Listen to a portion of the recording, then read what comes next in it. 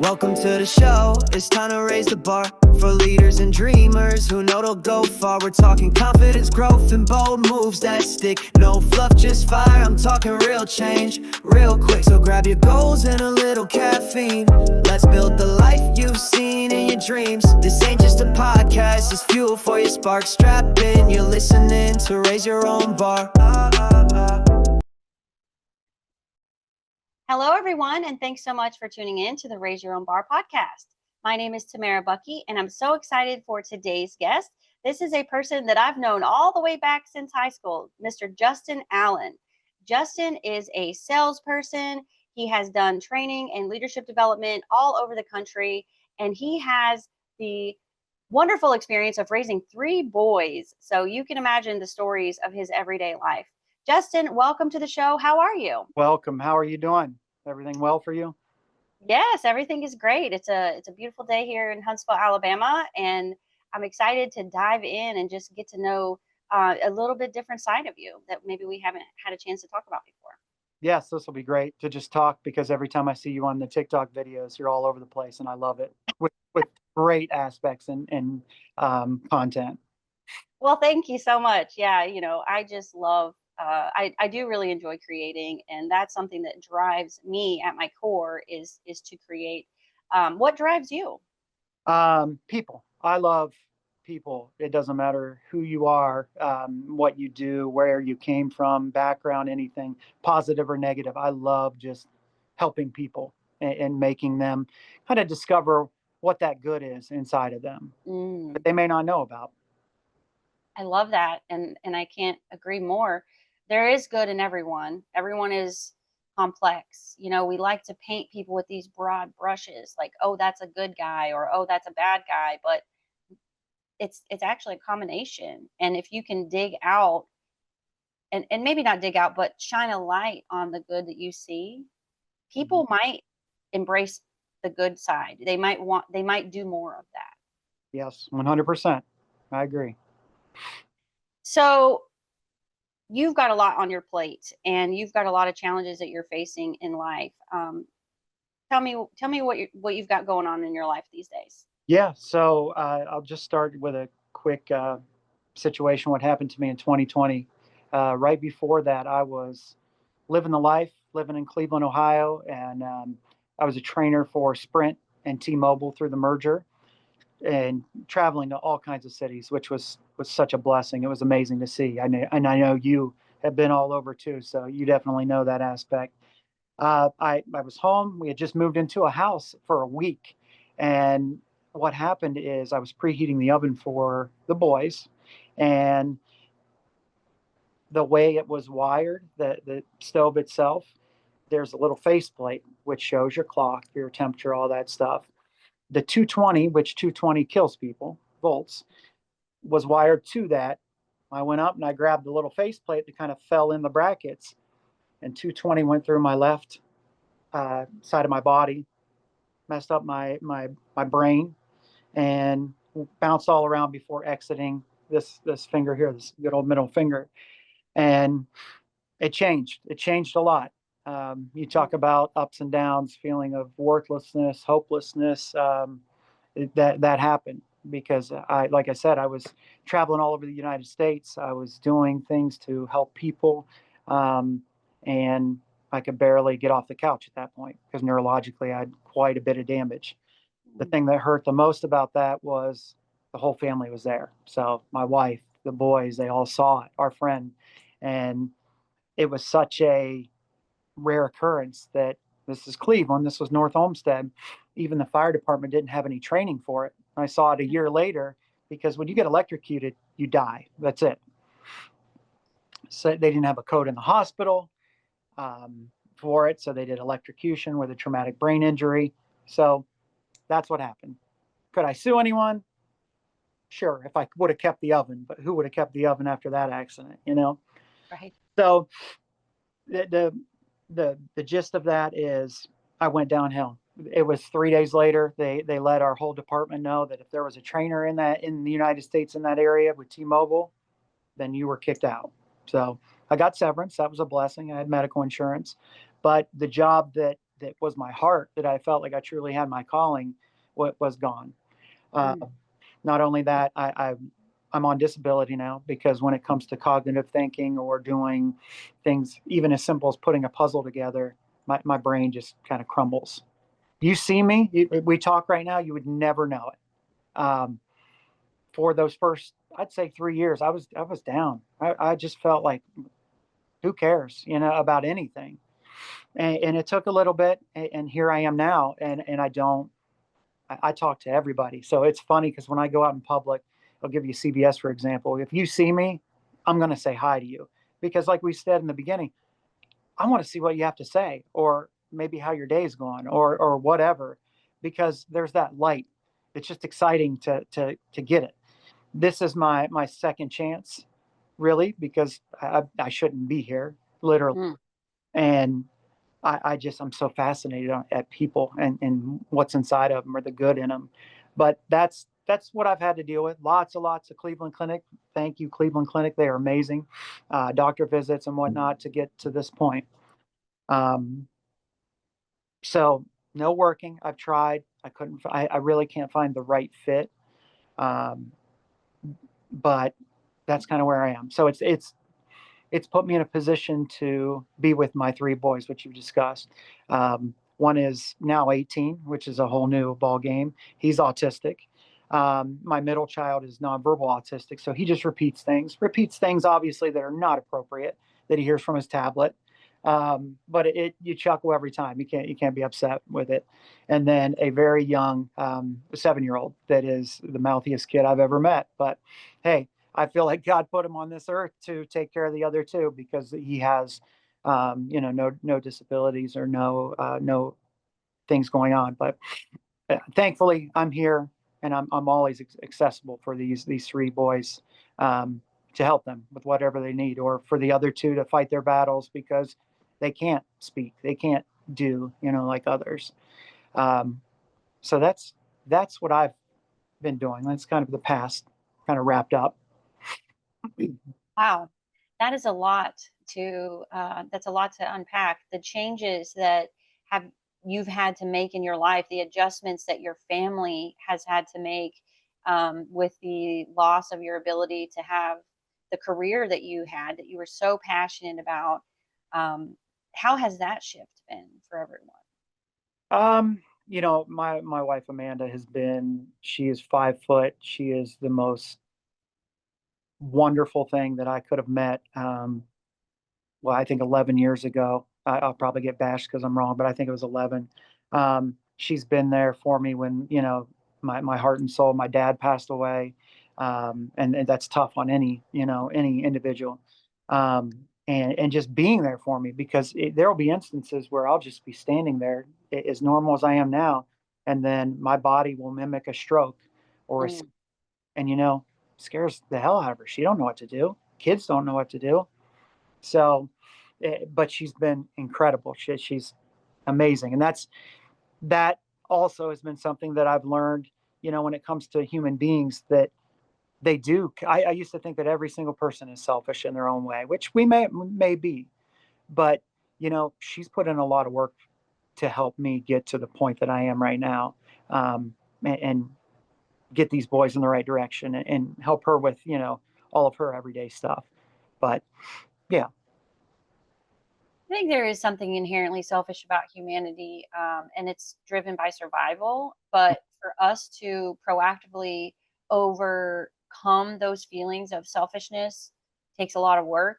And for someone to be as generous and giving and supportive as she has been, it is a rare person that actually is going to stick around and be there for you and help you become who you are now, who Yeah. you're meant to be now. It does take a level of selflessness, which is, I think, a deliberate act and a Mm. choice. Yeah, absolutely. I'd always hear from the doctors, they're like, "Well, what's your superpower? What did you get after that happened?" I'm like, I didn't get anything. I got screwed in that deal.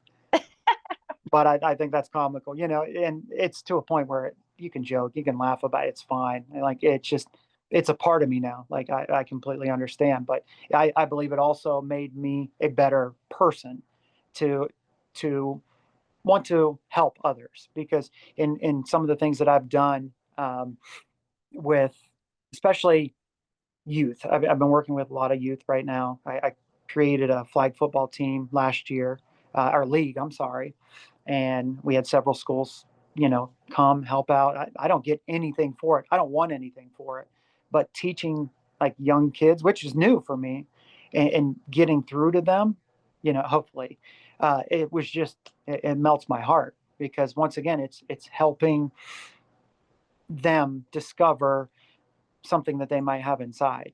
And it also gives them a chance, because I feel like there's kids out there, we know there's broken homes, there's things that we may not understand. There's grandparents taking care of these kids, and it breaks my heart because some of them don't have a chance. And and some of them also, like my own children, have disabilities. And being where we are in southeastern Ohio, it's it isn't observed as much, or it isn't acknowledged as much. It's kind of just, oh, it's bad behavior, or this or that, which I learned moving from Cleveland to here. But I want to take those kids and wrap them up and give them whatever I possibly can. So, in the league, I want to give them the best jerseys, the best, like, fun, excitement, awards, whatever I can to just make them feel special. I love that. That's a lot of work too. But the youth, everybody needs education, everybody needs development. The earlier you can teach people, the more it sticks. And before they get into these really ingrained habits and patterns of thought, I've considered even like writing a children's book on the raise your own bar mindset, and I might do that one day, You should. because the earlier we can put those ideas, the right ideas in people's heads, the better off, which is exactly why there was like the Hitler Youth, right? Hitler knew that the earlier you can get these kids to be thinking along a certain line, you can control them, so to speak. And so, in a way, you're countering that Yes. exact kind of thing. Absolutely. And being genuine, I think, is another thing, because there's a lot of people out there. I heard someone say the other day that in the United States, it's just the same. It might have been on Netflix, one of the shows. In the United States, we always say, "Hey, how was your day?" or "How's your day going?" And it's more of a like a hi, hello, where Hmm. we don't really expect a response. We just act like we care. But there's some people out there that truly do care. Like, how is your day going? Like, what's Yeah. going on? Maybe you got cheese on your sandwich at Burger King, and that made you mad the rest of the day. Or there's things going on at home. I don't know, but Hmm. the great thing is that there's common ground out there, and just finding that with people. It's even, I used to do this in business sales. You walk into a room, and let's say you're the boss, and I'm trying to sell you something, no matter what the service commodity is. I would look around the room. I would look at maybe your shirt, maybe pictures you have, and then try and get that common ground. Oh, you're a hunter. Oh, you have children. Oh, you like the Browns, or the Steelers. Then start that conversation, because then you open people up. Because Mm. let's be serious. Sometimes people don't get that at home. That's what I would tell my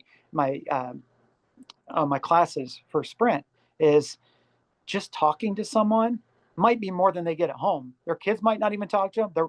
Their wife might not even say, "Hey, what's going on with your day today?" or "What's your favorite color?" And that's important. Just talking to people and keeping that fluid motion, so that it's obviously not just you, like kind of like what I'm doing right now. Well, building rapport is crucial for building relationships, selling, all kinds of different things. So it's brilliant, what you're talking about. Find something to connect with that person on. If they've got pictures of their kids in their office, ask them about their kids or their grandkids. If they've got pictures of, like you said, if they're a Cleveland Browns fan, if they've got memorabilia in their office, then even if you hate the Browns, you could still use that as a way to comment, right? Because maybe you're a fan of the rival team, and so Yeah. maybe you kind of start that little rivalry conversation, which is a way to connect with people. And it's something that you have to proactively do. It is a selfless thing, uh, Yes. to actually inquire about a human being. And You're absolutely right, because one of the things that I always answer, how's it going? Like for me, like that's my greeting. How's it going? Yep. Um, Most people just say fine. Like Yeah. it's not something, like very rarely do I have somebody that's actually like, well, I'm having a bad day. This happened and that happened, um, and like you, I do entertain it. I will give them that. I will be that ear for them to be able Yeah. to vent, because people need that. Very true. And if they open up to you, then it's almost like that invitation that if you are selling something or if you are teaching something, that then you, like you said, you've got their ear, or you got their attention. Because I noticed that this is a little thing that I would do when I go to the different cities. And Seattle sticks out the most because I was just awed at that city, at how amazing it was. And I don't know if you remember this. I think this was fourth, fifth grade, maybe junior high. You had to do like a little map of where you would go to on a trip, and it might have been Mr. Jones or Miss Lamb. I don't know, one of the teachers from Sechrist, and mine was like basically going around to Seattle and then making my way back. So I keep thinking about that, like when I was a kid. But when I would go there to these cities, and like I said, Seattle is an example, I'd go first thing in the morning, I'd go straight to a gas station, and then I would just grab a couple like snacks, some candy, obviously an energy drink because it makes the world go round, unfortunately. And I would talk to like the cashiers or the customers hanging out there just to get a feel for what the city is like, what the people are like, or maybe what's the topic of the day. And then I'd bring that back to the classroom, and then I'd start to talk to the students in there about this or that, or even how good or bad that interaction was, and it open them up. The other thing that would open people up, and I know you love this, is music. I love music. Is the soundtrack of our lives. Like Yeah. when you can play music, 90s I feel like is the best, not because I lived it immensely, but because it just has some good relatable content, and you would just play it and people are like, oh, okay. um, but it just, like I said, it opens people up, and that's another thing that you want to make them loose in a sense that they're not coming in and all square, like nervous, scared. I'm not going to learn anything today, because number one, being relatable is important, and Mm. I would think that was very key to getting these people, because you think about it, you're I talked about youth before, like young kids. This is older teens. This is young adults, even maybe some seniors. They're doing this the whole time, or they got their tablet, or they're not paying attention. So that's where you got to basically grab them by the ears and say, get their attention that way. Um, Yeah. so, and knowing names, that's always been a key. I know gym teachers are always great at it. Remember, they would back in the day, they would know your name, even if they called you out by the last name. Hmm. Hey, Jones, Smith, get over here. But someone's name, that's important. It's theirs. It's the key for them. Yeah, and I've read that years ago, that people love the sound of their own name. So the Mm. more you can use it strategically, um, it really has them pay more attention, Yeah. as well as, um, it makes them feel a little bit special. Like, oh, he said my name. Like, Mm. even if you and I, like, I know you, I've talked to you many times, like over the years, but even me using instead of saying, hey, how's it going? Hey, how's it going, Justin? Like, Mm. there's just a level of intimacy there that Yes. it kind of brings. And if they respect you, they're like, "Oh, this guy or this girl remembers my name, or they know my name. That's cool, or that's Yeah. nice." Or they're like, "This guy's a zero. Like, leave me alone," which is fine. That's okay too. Yeah. And especially with, I just dealt with this. I was did a workshop on Saturday, and there was a lady in there that I didn't know how to pronounce her name, and I Yeah, didn't want to get it wrong when it was her turn to share. yeah. And so I reached out to my client, and I asked him, and he told me how to pronounce it. And he goes, "Don't tell her I told you." And when I said her name right, she Oh, was delighted. I mean, yeah. she lit up. She was so happy. She's like, "You said my name right. I can't believe it." I was like, "Well, it was a lucky guess." Mm. And I feel a little bad as I'm like lying, but at the same Yeah, time, like I didn't Oh, want to reveal. no, that's huge because some people's names, I mean, they're getting butchered all the time, and it gets under their skin. But Yeah. if you take the time to learn it, to like say it, even if you screw it up, in like, here, teach me how to say your name, Yeah. man, that goes a long way. I learned that a lot of people respect you, and your classroom respects you too because you're trying. You're not just, you know, that always Mhm. comes up with that philosophy that just those jobs where you just clock in, do your job, clock out. Like that's terrible. I mean, if you get to your job and that's all you feel like from A to B, first of all, it's not memorable. It's just, you know, blah, whatever. And I can swing that back around too. And I think we have talked about this. Look at customer service these days. And you hear this from everybody. You walk into a restaurant. Um, let's say Longhorn. I'm just going to use that as an example. Shout out to Longhorn. Great business. Delicious. I They're love Longhorn actually. They're consistently good. consistently good. Their food is always great. And there's one thing that can change in that entire interaction is the customer experience. And it can be that server, that waitress, whatever. I would always teach, others is it starts from the time they walk into the door. So are they greeted? Is it a warm, inviting greeting? Is it, you know what, even if you're slammed, we'll be with you in just a moment. You acknowledge them. That sets the tone for the entire meal, the entire transaction, because that's what it is. Yeah. And you got people that come in there that are like, hey, how you doing today? What would you like to eat?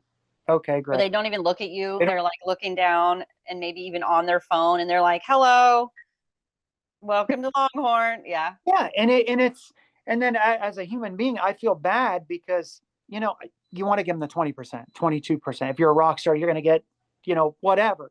But it's like, why do I have to give you that when you're not even trying? Like, I'm important. My family's more important. So if my wife does not want lemon in her water, the kids, like my one oldest son, hates cheese. I don't know why, hates it.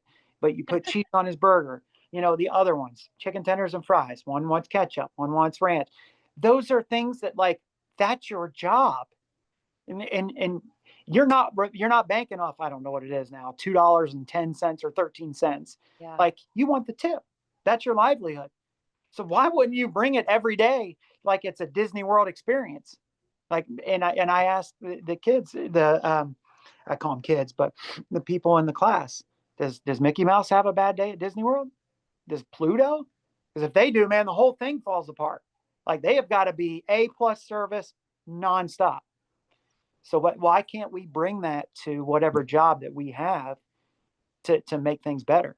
You hear the people come in, yeah, you've got the friends, man, I hate my job. Like, this happens every day, or this goes on, or I blah blah blah, or gossip or whatever. Okay, quit, move Yeah. on, Find go something somewhere better. else. Jeez. Like, find that spark. You're not tied to that job. I mean, unless you're in a contract, move on. But it's just the same, mundane. Oh, here we go. Oh, bother. Amanda hates when I say that. The good old Eeyore. Like, Oh, bother. you got to do something about it. That's your livelihood. That's where you make your money to do what you want to do. Well, a couple things there. One, Andrew and I have decided that anybody younger than 30 is a kid, and Yeah, anybody older than 30, we're the same age. yeah, So absolutely. that's how I look. That's how we look at people that now because, oh, like I'm in my 40s now. What? I don't feel Yeah, it. It's yeah, crazy. Um, so that's one thing. But if you hate your job, quit. Go find something better. And if you can make the best of it, make the best of it because all jobs have advantages and disadvantages. There are aspects of every job that sucks. yeah, Every single job. Even myself, I'm an entrepreneur. I work for me. There are aspects of my job that suck, yeah, but I still have to do them. And it's really about the mindset, I think. You could shovel fertilize, cow shit, literally. You could shovel cow shit with a smile on your face, singing a song, making the best of it, or you could be miserable. yeah. And I Exactly. choose not to be miserable. Yes, yeah. Because it affects the people around you too. If you keep constantly coming to work, and the Walmart, sorry, Walmart, perfect example. But every time I go in there's a cluster of workers. complaining, Mm. complaining about their job. And it's like, can I get help for a second? You know, and I've even heard, well, you can use the app to find it. Oh, That- thanks. I, it just, if it's that bad, quit, you know, and go somewhere else. Find that spark of why you went to be at that job. Well, and a lot of times this is getting philosophical, but a lot of times it's because of where they are in life, and they're desperate. They need money. So we all have to have money to live. That's how the world runs. And so they take the job simply out of desperation for needing that paycheck. They have no connection to the mission. They don't care about the company, the brand, the customers, etc. And that's terrible. Like, you have to figure out a way to give your life meaning, Yeah. regardless of where you are in life. And Yeah. I've been poor. I grew up, I was poor. Yeah. You still have to figure out a way to make yourself happy. Yeah. Yeah, exactly. Because when you come home, you bring it home with you. It's like a garbage man. When they come home, they got to shed all those clothes because of all the stuff that they, encounter throughout the day. Dead animals sound like Porky Pig there. Dead animals, just gross stuff. Gross, funk. Yeah, you got to get it off you so you don't bring it into the house. Same thing with people. They come home and they bring that crap home. You know, your husband doesn't want to hear about it. Your wife, your significant other, your kids don't want to hear about it. Like, that's, if it's bad, do something about it, or fix. And it does. And this, it all starts at the top. So how is that management, or how is that, district managers, or whatever position you're in? How do they see the day? Do they truly know what's going on the front line, Mm, or have they even stepped foot in a restaurant, or seen what garbage men go through? Like the show where they had the undercover people. I, those bosses were shocked at what they saw. yeah, But if they, and that's the other thing too, communication goes both ways. So if your bosses don't know, how are they going to fix it? How are they going to change it? yeah. Like that with family and friends. Some people say, man, I haven't talked to this person in a long time. Well, have you reached out to them? No, I just thought that, it's, there's so many things that we could go down that path of trying to get people happy, to enjoy lives, to do whatever. But it's a short segment, so that's not going to work. Well, we can go as deep as we need to go. And we can go as long as we need to go. I don't have anything else on my calendar this afternoon that's pressing. But it's a choice. That's how I look at it, is you make the decision. I want to be a happy person. Yeah. I want to be a positive person. I want to enjoy life. You make the decision, and then you take action that's in alignment with it. And if that means leaving your job, or if that means just simply adjusting your attitude and the way that you look at your job, or Yeah. maybe, within the company, maybe you can move to a different department. Maybe there's another opportunity that you could take and still stay with them, but it might be a better fit for you, because there's going to be something Yes. that'll be better aligned with your gifts, your talents, your interests. But you won't know unless you try, and standing around complaining is not how you get it. Yeah. And there may be something that grays your day, makes your day gloomy, and at home, and then that carries over to work, and then you just think that work is terrible, and life is terrible, which that's the wonderful, that's the wonderful thing about life. So you got to look at that aspect too, because if you bring it to work, then you just drag through those 8 hours or 12-hour shifts or whatever. um, I'm always fascinated by nurses. So I've been in the hospital way too much, surgeries too much, but I really like to watch the behaviors of nurses, because you can see, I mean, they bust their butt, and they do truly help others.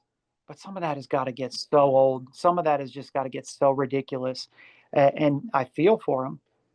But then, but some nurses you look at, it's like nothing could influence their day in a negative way. It just, they're just upbeat, focused, determined for your care, for you to not feel pain or not feel discomfort, and it's incredible. Like, we need that all over the world. An old boss used to have this saying, and it's something that stuck with me. Anytime I would get riled up, anytime anybody, he would say, "Do you want to be a duck, or do you want to be a porcupine?" And the duck, of course, the water just flows off its back. And a duck is just looks like on the surface of the water, it's gliding so smoothly, so Yeah. peacefully, but underneath it's paddling like crazy, but you don't see it. Yeah. Versus a porcupine, and you Yeah. can see it's in distress. And so there's a lot of value in um, being able to still deal with the turmoil and not have it affect the other people around you. Yes. And that's a Absolutely. skill set. That's actually a skill set that I've had to learn over Hmm. time. Um, but anybody can learn. That's the good thing about it is it just takes practice like anything else. That's true. That's adding that an extra layer, because when you're at work, as you're saying, like, working with others, almost got to be chameleon. Like, you got to kind of blend in and adapt to what you have. It's same thing with coaching. You can get 12 kids that are absolutely terrible, but I love it, because to me it's like a process. You got to find out what's good in each one of them and what they can do or even can't do, and then build up that way. Because I've had teams that I'm like, they're not going to win a game, and that's okay. But they go from A all the way to B, and the parents see it. They say, wow, because, and it's, I don't want to say it's something special that I do. I just acknowledge, and I had a psychologist tell me this one time, you use the tools that are in your tool belt. She told me that with family. She told me that with anything else. And it's true. If I need a hammer in this situation, I'm going to reach for a hammer, or, or a yardstick or whatever it may be. Yardstick wouldn't fit in a toolbox unless you have one of the massive ones, but wrong choice of words there. Uh, but it's true when it comes to life too. What is it you can use or utilize in your given situation? And I like that. I like the duck thing that you said too. Although we got ducks, 3 ducks, and we have chickens, and I hate my life because it is so consuming. It is so ridiculous, but it's almost like children. Like, you look at them and you think, I'm all you got. Like, I got to get your water. I got to get your food. And that is rewarding. When I say hate, it's not that bad. But when you shovel all, like you said, the shit, at the end of Yeah. the day, you get it all accomplished. You're like, okay, I see. But the duck eggs are so good. Everybody says I've never had them. Uh, Oh, what? yeah, I no. What And do you do with them? well, they haven't done anything yet. They were Oh, babies. We just got them 7, 8 weeks ago, so they're oh, almost ready to go to the what do you call that thing we're building, the hutch the coop or or whatever. coop. That's it, the coop. Yeah, hutch. Think of my grandma's old thing you put TVs on. I have two friends that have had ducks over the years. One had over 100 ducks at one time, and Wow. the other one had, I think, like 25. Um, Ducks are so actually sweet. Like they Yeah. are, and chickens are too. I have a friend who has chickens. They are very loving. Ducks and chickens can be very loving creatures, and they imprint on the people. Like if you get them as an egg or you get them when they're real little, they imprint on you. They think you're their mom. Oh yeah, I can see that. It. I was talking with Evan's case manager yesterday. We were just, because that's where they're at right now, is the basement, because it's safe. We're in the country. I mean, there's predators left and right. There was Oh gosh, yeah. bear sightings yesterday over in Byesville, which is What? crazy for this area. What kind of a But bear? black bear, Oh wow. over by Okay. Country Club Road, so it wasn't Salesville, so it's moving around. But yeah, it's interesting that you gotta care for them and take care of it. It's a new element that I'm not used to. But once again, adding layers to yourself, learning more, and I feel like when it comes to life, um, you pick up something on how, either their behaviors or their development or whatever. As corny as it is, it, it's true. Like, you can see their development, which is interesting. Yeah. Yeah, I think it's really cool. Just the more experiences that I have and the more just like the little things really teach me a lot about the big things. So Hmm. I'm sure there are lessons that you're learning with taking care of these other animals that are really helpful for relationships and there's a lot of it's a burden in a way. I know it's a burden that these creatures are fully reliable on you, just like children. But it's a blessing because that gives you a lot of Like that's an honor. It's an honor for you to be in that position. Yeah. Yeah. A different type of honor. Yeah. But it's all about how you look at it, right? Like some people Abs- can look at it in a resentful manner, or you might look at it as like, this is exciting and interesting and new, and I'm going to learn some stuff. Yeah, for sure. I always wanted to be a farmer type, but I don't think her side of the family, they're all farmers. They laugh at the aspect of me being any type of farmer.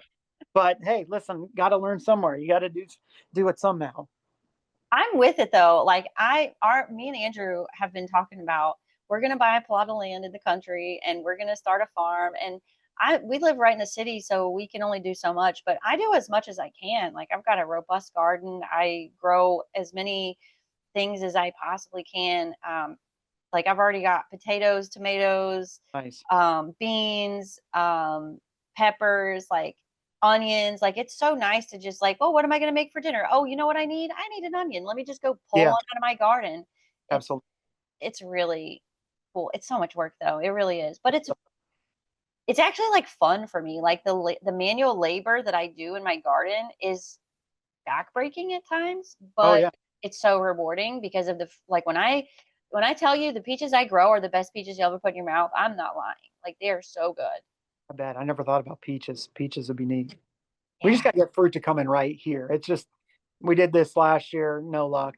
I think I have a red raspberry like bush, and somehow, well, not somehow, they're everywhere, but the raccoons find their way to it before I can get it. I'm like, thank you. I Oh. really wrapped it up pretty tight, and I put a scarecrow by. We'll see how it works this year. But I do I want grow fruit. raspberries too, and yeah, that sucks. I fight with birds. Mhm. I fight with chipmunks, squirrels, and birds, and they sometimes get like I try to be on top of it. Like every Yeah, single morning, I'm out there early picking fruit, trying to get them before they get taken. But yeah, good luck right. fighting a raccoon. Absolutely. It, it's the act of doing, I guess, that makes you feel better as a person. But then when you like, you're right. When you do get to eat it, it is kind of neat. I didn't hear you mention zucchini. I would stay away from zucchini because we were giving it away. We had so much of it. It's just kept reproducing like an NBA basketball player. Like it just would not stop. So we're good on. I don't think we planted any. I actually try. I do grow zucchini and yellow squash Okay. as well as cantaloupe and Mhm. cucumbers. Those are like the three in that family or the four in that family that I grow. The problem that I have every year is them damn squash bugs. Oh, They decimate, like I normally will get like one or two fruits and then they decimate the crop. Like they decimate the plants because they bite into the plant and they extract like the liquid from it, so then the plant dies. And it happens every daggone year. okay.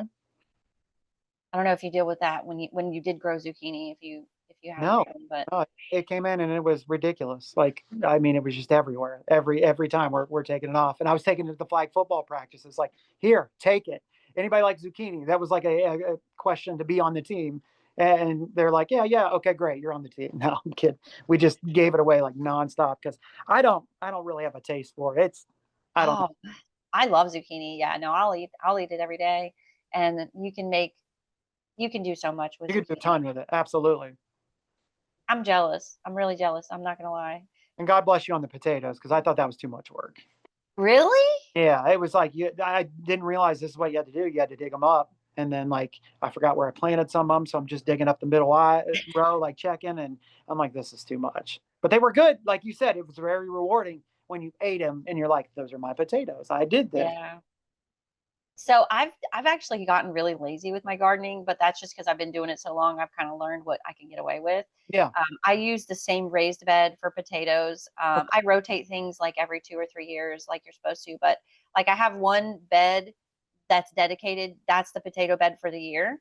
Mm-hmm. So that way I don't lose my potatoes because I know exactly what you're talking about. Yep. And I don't even buy potato seeds or anything. Like I just let the potatoes that I eat throughout the year Yeah. start sprouting. And when they start to sprout, I plant them in the ground. And it's just as simple as that. And this year, I wasn't even planning on having potatoes because I normally will keep and start the little plant starts. Like if I have a Yeah. potato in the cupboard growing, and I haven't been eating potatoes, I've been trying to do a little bit low carb lately.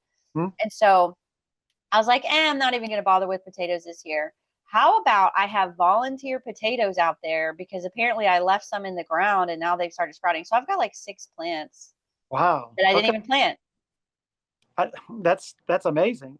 This is how I found out what it was. I don't know what type of potato they were. I'm so not schooled on this, but I went to the Google where you click the photos and like you take a picture of whatever the Hmm. up, and then it was like, this is potatoes. I'm like, no shit. Okay. So I started digging underneath. Amanda's like, yeah, that's how they go, is the little ones, and then they'll grow bigger. You just got to find. After about 2, 3 days of doing this, I'm like, yeah, I'm good. I'm good. This is a lot of work. Well, if you ever want to get back into it, I can give you some tips on how to Okay. make your life easier for sure. Between like the type of medium you do, how do you plant them? Like I grew them in trash cans when I was living in a condo. I Yeah. grew potatoes in a big old trash. It was like a 50-gallon trash can, or maybe just a 30-gallon. There's ways to make it easier for you Okay. if you ever decide. But it's one of those staple foods, and maybe it's my Irish heritage that I just love and crave Yeah, potatoes. I agree. No, it's hands down. It's so good. But then again, when I get, it's kind of like spaghetti. I won't go to a restaurant and order a baked potato unless it's like Longhorn, like you've got to. But it's like, man, you can do that at home. But same thing with spaghetti. My mom, love you, mom, burnt me out on spaghetti because we had it all the time. It was like spaghetti, spaghetti. So when we go to a restaurant and somebody would order spaghetti, I'm like, why? And you can make that at home. Like that's so easy. But some people just like spaghetti, I guess. Yeah, I guess it probably depends on what you crave. We all have our comfort foods that we grew up on, and there's definitely some things that my mom fed me that I just don't eat anymore because I got burned out on it. But there are some things that are still like I crave them because they're comfort foods. Yeah. Are you the type of person when you go to a restaurant, you get the same thing? Like if you go to Olive Garden, you get the same meal, or do you try to do different other Like stuff? there, I rotate maybe like 2 or 3 meals. Yeah. Yeah. I think people just trust it, so they get the same thing, but they never kind of go outside of it because they never want to get disappointed, Yep. which makes sense. But it's just that always cracks me up. It's like you're getting the same thing every time. Like mix it up a little bit, see if you like something else. It's the OG. Like they're gonna have something good there. Well, I will crave a certain thing like Longhorn. You keep mentioning it, Yeah. and it's the ribeye is so good there. Oh my gosh, a ribeye with a baked potato or a baked sweet potato. I like both. And then their Caesar salad. They do such a great job with their Caesar salads. I will order a Caesar salad to go with this dressing on the side normally when we go to Longhorn because I want it for the next day. It's that Oh good. yeah, yeah. And then, speaking of Olive Garden, I feel like it's good. It's good. It's great. I don't know why. It's one of those foods. It is amazing the next day. Like I think all that stuff just sits, that grease, Oh that's yeah. terrible for you. Like the side, and it's just like, man, it is so good that next day when you heat it up. Italian food is like that. Yeah, I would say. Yeah. Yeah, Olive Garden is good. One of those things like I don't go there very often because it's very fattening. It's very carb heavy. Um, there's somebody in my yard for some reason. Hold Okay. on for me just a Okay. No minute. problem.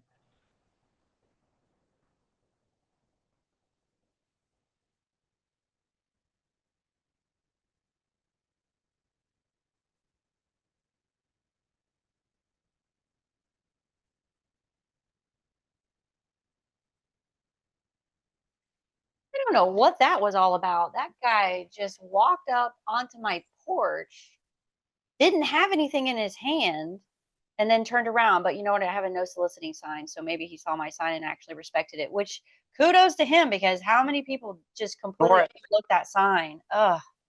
I did that job when we were living in Dublin. We moved it like 5 times in two years when the kids were real little, and I worked for IGS, and it is a huge energy supplier in Columbus. And I saw online it said it was like number one or number two top place to work in Columbus. Hmm. Absolutely. Let me apply here.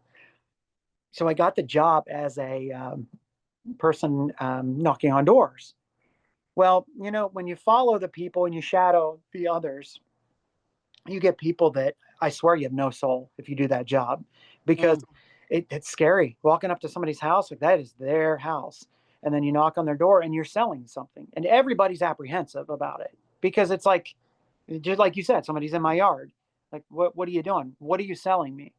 And first of all, their guard is up. So you got to break that guard. You got to find that common ground. Luckily, I was put in Dublin, Ohio, which is very safe, but it's also, those people do not want you to sell them anything. It didn't work. I worked there a month, and it was in January. It was freezing cold. IGS, thank you, gave me all the wonderful warm stuff to wear. I'm like, I'm good. I'm not going to do this, because I think I was laid off from Time Warner at the time, because I've been through so many different mergers of the same company. It was Time Warner going to, I think, Charter at the time, and they just let go of our department, which that job was incredible. It was just selling to businesses through the phone, which I'd never done before, and you just made tons and tons and tons of money. But then I went to that job and I cried, because it was rough. So if you can sell door to door, man, good for you. But that's a rough one. I know Jehovah's Witnesses, I don't know how they get like just that energy and stamina to just keep hearing no or go away or whatever. But yeah, they called them peddlers. You had to get your peddler's license to actually go in certain cities to talk to people about products. And yeah, it was good. And it was actually a good thing. It was your supplier charge, which nobody knows about this. So you have your electric bill, you have your gas bill, and there's a supplier charge on this. Most companies don't regulate that. So if you want to switch suppliers, which you'll see these people in like Sam's Club or even Walmart trying to get you to change, they can make it a fixed rate. But sometimes the variable rate is a good thing, because it can go way down. And if it goes up, kind of like gas, it'll go back down. But it just not the job for me. So kudos, God bless people that do those door to door things, because everybody's got to make a living. But that was not for me. I could never. I've never even done a sales job, like not even one. And when I worked in a call center, I worked at Singular Wireless, and then I worked at AT&T, and then I also later worked at Verizon. Mm-hmm. I was supposed to upsell. Like back in the day, we were pushed to sell features, accessories. Do you want a new phone? Like we would get commission off of any of those things. I hated it. I felt Yeah. so uncomfortable. Now it's one thing if they ask, like, "Oh, I'm Yes. interested. I'm looking at." Oh, great. I'll tell you all about it. I'll give you the rundown. But the idea of like proactively trying to push people to buy something is something I struggle with such like still to this day. And I have to sell myself. Yeah. Like it's hard. I just don't. Honestly, I'm not gonna lie. I don't really sell myself. Yeah. I just basically rely on referrals. Like my Yeah. business at this point is relying on like if somebody sees me speak, typically I'll have like one or two people book me out of that Yes. experience for their own, company or whatever. But I'm not making anywhere near as much money as I could if I actually just started selling. But you could, just listening to you, and especially the conversation about understanding and knowing your customer. Um, it's just, that's what all you need. If you isolate, and what I always used to say is take a bubble and put it right around you and the customer, or you and the family, or whatever that's in there, and just focus. It doesn't matter if there's a car driving through the front window, people are belligerent over here. Just focus on that person and listen to what they have to say, and they will drop those clues. And it's funny Mhm. to say that about selling to people and all the extra aspects of it, like chargers or cases or more service. People drop those clues. You just have to listen. And it's so easy, because they might have a 5-year-old. And when someone says a 5-year-old doesn't need a phone, no, but a 5-year-old could use a tablet, or a 5-year-old could use a phone to use just on, Wi-Fi, just to play around with. Mhm. Or I might need this, because Verizon has so many products now. They have like something similar to Life Alert, or a product you can put in your car for kind of like Progressive uses, that plug or whatever, and they can track employees. Um, there's so many different things, and if you just listen to the person and think about their everyday life, then they will give you all those clues. You just got to connect the dots, and it's that was I loved working at Verizon for that reason, because I love talking to the people. And it was cool, because when I came back, it's like people either knew, because I'd been gone for a long time. They're like, "Oh, I know your mom from school," because she was um, oh God, why not a nurse, or I know your dad, and they're like, okay, so we will, come see you. And at that point, it's just listening to what they have to say and selling them something. Because I never want to sell people something that they don't need or want, or Yeah. something to go in a drawer. That honesty is what I think made me so much money and so recognition. Like with Sprint, I got a free trip to the Bahamas. Got to see Baja. Wow. They got this. They sang with like 20 of us or however many who let the dogs out. It was crazy. I didn't have enough songs, so they sang that song twice. So it was funny. But free trip to the Bahamas. I got to go there twice. Hawaii, and then with Verizon, got to go to Nemacolin, which, man, that is a Where's that? uh, what do you call it? Like a, I can't think of the term, but it is amazing. It's towards like Pittsburgh. Hmm. And it's just this beautiful venue that has like spas and it's like its own little city encompassed in like a hotel or motel, whatever resort. That's what it is. Okay. But we got a free trip there, and it was so nice. All the food, all the steaks, all that good stuff. Um, but people are like, "How did you do it?" I'm like, "I just listen to the customer, listen to who's right in front of you, and they will tell you." Just in relating that back to what we started with about listening to people in general, because they will tell you. As for you, you said you built it through referrals. Um, if you were just in a conversation with someone, smoking a vape, cigarette, whatever, and they're talking to you, oh, so you do this, or you need this, and I love it. It's like the tree of life because you can connect them to something that they might need, or maybe a friend or a family has a business, or I noticed in this county, sorry, Guernsey County, you can give advice. Nobody ever takes it. Like they'll post on Facebook, "Hey, give me a tree service," or "Do this," or "Do that," and they never truly take it or go forward with it. That I never understand. People are trying to help you, then take that olive branch. I don't know. Well, you can lead a horse to water. I mean, there's You just there's always going to be some of gotta that. watch out for those porcupines, though. Right. I love that. The number of people that say they want help and say they want to change their lives, but actually aren't committed to that Mhm. is well over 50%. It Oh, might be over 75%. yeah, People like to talk about what they could do and their dreams, their hopes, their goals. But the number of people that actually do like take the behavior, take the actions, build the behaviors to get them there, it's rare. yeah, People just like to talk. They don't really like to do. yeah. Absolutely, absolutely. And my challenge is trying to weed them out. How do I know if somebody is intent is truly wanting to make a change? Like as a coach, um, it's tough. It Yeah, really is. absolutely. Well, Justin, this has been an awesome conversation. I really appreciate you sharing so much about your life with us and some of the lessons on sales and on leadership and even just on family. Is there anything else that you want to share before we wrap up? And then also, where can people follow you and connect with you? Yeah, for sure. Well, kudos to you. I admire everything that you've done in your life, from where you've come from all the things that you've gone through to, and I don't mean good, bad. I mean just in general, like what you've gone through and what you stand for and how you're. I really admire a lot of things, but one thing I really admire truly is if there's a position on something, you're able to be, and this is something I try to do with everyone is take a step back and listen to why, because I always want to know the why or their perspective. So without getting on political things, like why do you like this person or what is it you like, because I want to know. There might be a reason why it benefits you, or same thing with religion, family, anything.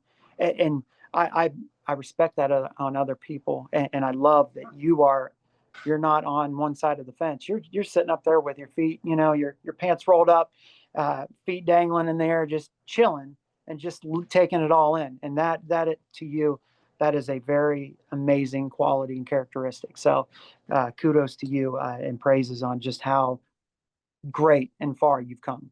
And I always think that that's outstanding. I love people that I know from back home that are in a position or in a situation that's just good. It's good.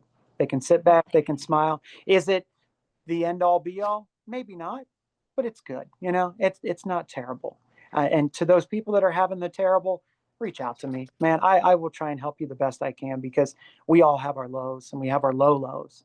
But there's help, there's support, there's people like you and I. We care, and we want to do what we can. But as for following me, I don't have a huge. I used to do a big Twitter, in X now, whatever you want to call it. I know it goes back and forth. I know the true name is X, whatever. But I don't really utilize as much as I did in my training days. I did. I do. If you're interested in anything, I mean, I'm trying to create this mega. I was going to say popular. That's not the right word. Just mega amazing thing for these kids for Buckeye Trail. And it's not about Buckeye Trail specifically. It's any area, but it's Buckeye Trail flag football, and you can follow along and just see what we're building, what we're doing. I reached out to all 32 NFL teams to see if I could get something, because the NFL is really investing in flag football. Like, they're very big into, especially with females. Like, they want to really expand that, and it's amazing. They're going to have it in the Olympics as well too, I know, I saw that. which is neat, because it is a fun sport and anybody can do it. And that's Yeah. because that's what we are, boys, girls. I don't care if you've got a disability, what your ethnicity is, where you come from. Let's play and let's have fun. Let's unite as one. But so I reached out to all the teams. I've had a couple of bites. I'm still working on some things. The New York Giants sent me an entire box full of stuff to give to these kids. So, like, I am now a New York Giants fan, as well as my Ravens, which I love. But I thought that was so cool. And the gentleman, I forget what his title is, but he's like, reach out to me for anything. Like, and I was telling my son, because he wants to work for the Browns. He wants to do. I'm like, Evan, this is an in, man. I'm not saying they're going to give me a job with the Giants, but that was just somebody that just told me, like, you want something, or you have questions or whatever, reach out. And to me, man, that melts my heart. But yeah, like I said, trying to give them the best, whatever I possibly can. So I got the Giants. The other two teams are the Raiders and the Cowboys. They're working on something. So I think that's pretty cool. I will put down Cincinnati. They were kind of rude about it. Oh. Which is weird, because they claim that they want to only do something in their areas, which I understand. But then you got teams out of Ohio that are like, yeah, absolutely. So it's like, and the Browns I never heard from. So I don't know. But Wow. yeah, so I'm on there, Buckeye Trail flag football. And you can literally, if you want to talk to me more, you can follow me on Facebook. A lot of my people I was in training with still to this day, it's been years, reach out to me about advice, tell me what they're doing. And I think that's so cool. Like, I love that aspect. But yeah, I'm a pretty open person. I love to hear what people have to say. And I love this interaction today. Hopefully everyone that listens either says, man, this guy's a dumbass, or they get something out of it, whatever it takes. Well, thank you so much for sharing your time with us and your story. And we'll definitely need to have you on again, because I would love to hear more about this flag football venture and kind of how things continue to unfold as you're building it, because it sounds like a really amazing cause. Yes, absolutely. And I am getting closer. I feel I just had a heart surgery, which might have corrected a few things a few months ago. It went south, but that's my life. Things always go bad when it comes to medical stuff. But I bounced back. I'm here, and I'm getting closer to finding maybe that career that I can do something. I can make a change. I can, impact others, because I medically, health wise, I feel like I'm getting there. So that could be the next conversation. And there's never a dull day in my life. So I always got stuff to talk about. Well, I look forward to hearing your updates in the future, and I hope that your health continues to improve so that you can actually go out there and do what you really want to do, which is to help people. Yes, for sure. Thank you so much for this. I really appreciate it. Yeah. All right. Well, we'll talk soon. Thank you so much, Justin. Okay. Thank you. You're welcome. And thanks everybody for tuning in to the Raise Your Own Bar podcast.